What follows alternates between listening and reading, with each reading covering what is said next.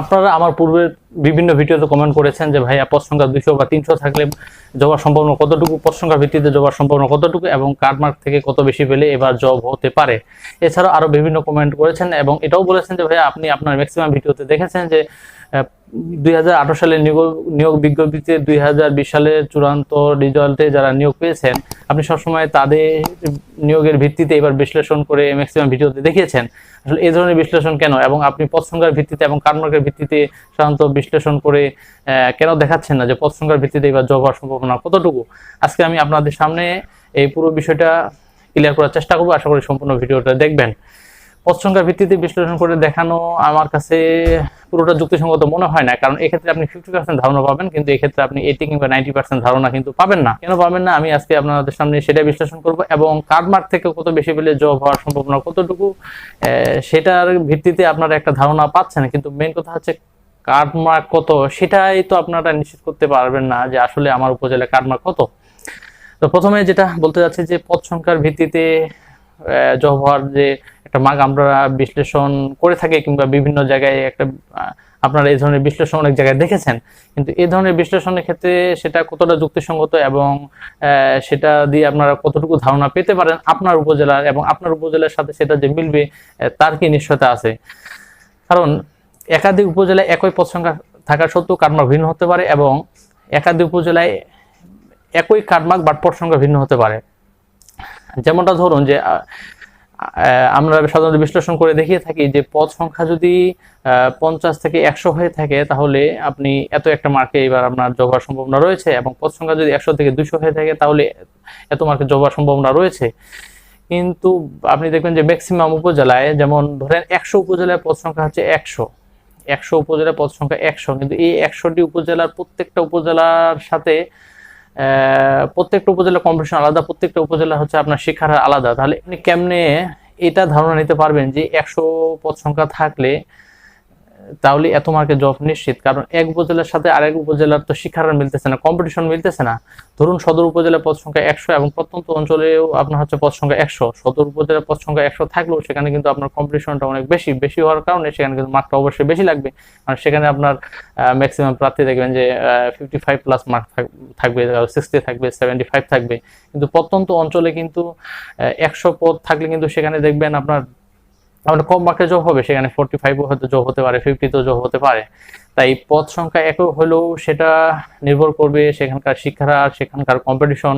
তাই এক উপজেলার সাথে আরেক উপজেলা কখনো মিলবে না। তাই একই পদ সংখ্যার ভিত্তিতে যে বিশ্লেষণ করে সাধারণত দেখানো হয় সেটা আসলে আমি বললাম যে 50% ধারণা পাবেন, কিন্তু সেখান থেকে আপনি 80% কিংবা 90% ধারণা কিন্তু আপনি কখনোই পাবেন না।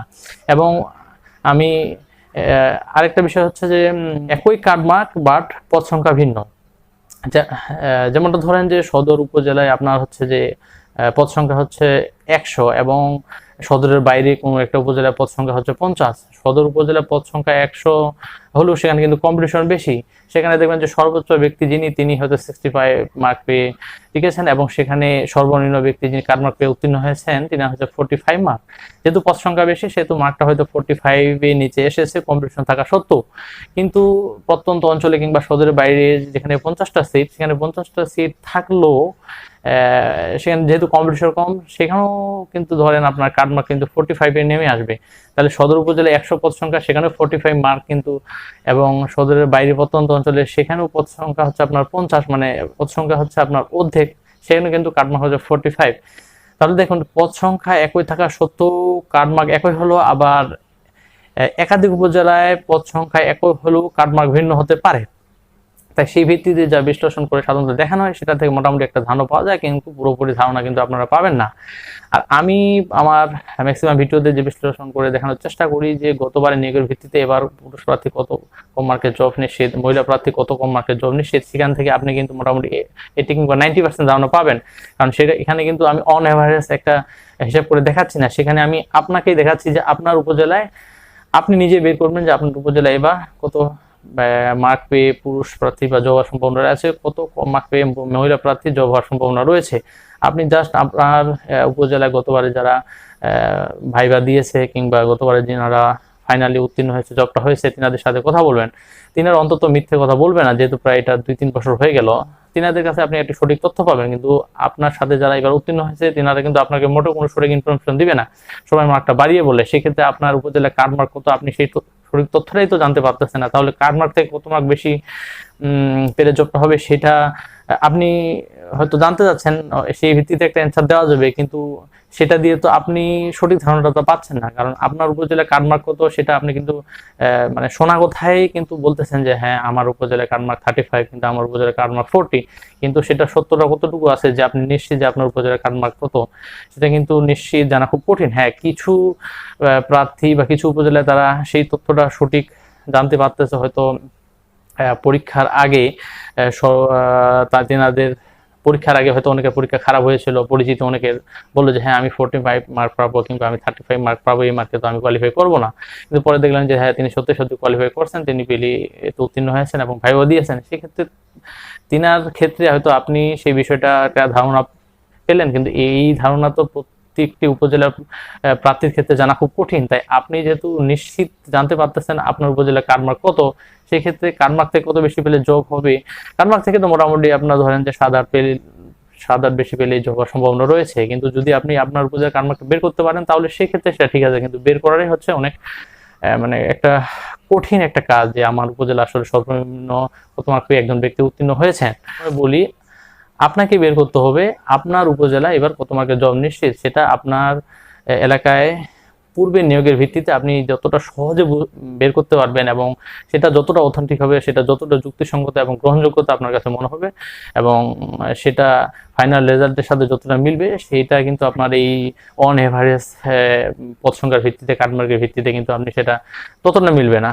তাই আমি আপনাদেরকে এটাই বোঝাতে চাচ্ছি যে আপনারা আপনাদের উপজেলায় গতবারে যারা নিয়োগপ্রাপ্ত হয়েছেন তাদের সাথে কষ্ট করে একটু দেখা করেন, তাদের সাথে কথা বলেন, কথা বলে আপনি মোটামুটি একটা ধারণা পাবেন। কিন্তু এইভাবে সারাদিন যদি আপনি অসংখ্য বিশ্লেষণ দেখেন যে পদ সংখ্যার ভিত্তিতে এখান থেকে আপনি কিন্তু মানে একদম অথেন্টিক বিশ্লেষণ নিয়ে আপনি কিন্তু ধারণা নিতে পারবেন না, কারণ যেটাই বললাম যে 100 পদ সংখ্যার ভিত্তিতে একটা বিশ্লেষণ দেখানো হলো, 100 পদ সংখ্যায় 100 উপজেলায় আছে, 100 উপজেলায় এক উপজেলার সাথে আরেক উপজেলায় তো মিলবে না, কারণ এক উপজেলার সাথে আরেক উপজেলার অনেক ব্যবধান রয়েছে, সেখানে শিক্ষার হার, কম্পিটিশন, আরো নানান ধরনের বিষয় আগে এগুলো জড়িয়ে আছে, যেটার সাথে আপনি মিলিয়ে এভাবে একটা ধারণা নেওয়া সত্যি অনেক কঠিন কাজ। তাই প্রত্যেকটা প্রার্থীকে তার নিজ উপজেলার ধারণা নেওয়ার জন্য তার নিজ উপজেলা গতবারের নিয়োগে যিনারা ভাইবা দিয়েছেন কিংবা যিনারা ফাইনালে উত্তীর্ণ হয়েছে যিনাদের সাথে কথা বলবেন, কথা বলে আপনি আপনার একটা সম্ভাবনার ধারণা নিতে পারবেন।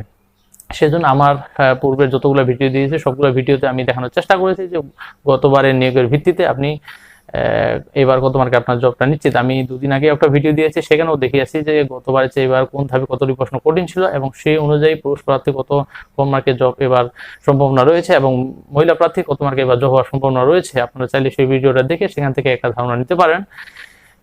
আর আমার বিশ্লেষণটাই সাধারণত গতবারের নিয়োগের ভিত্তিতে করা হয় যাতে আপনারা একটা সঠিক তথ্য পেতে পারেন।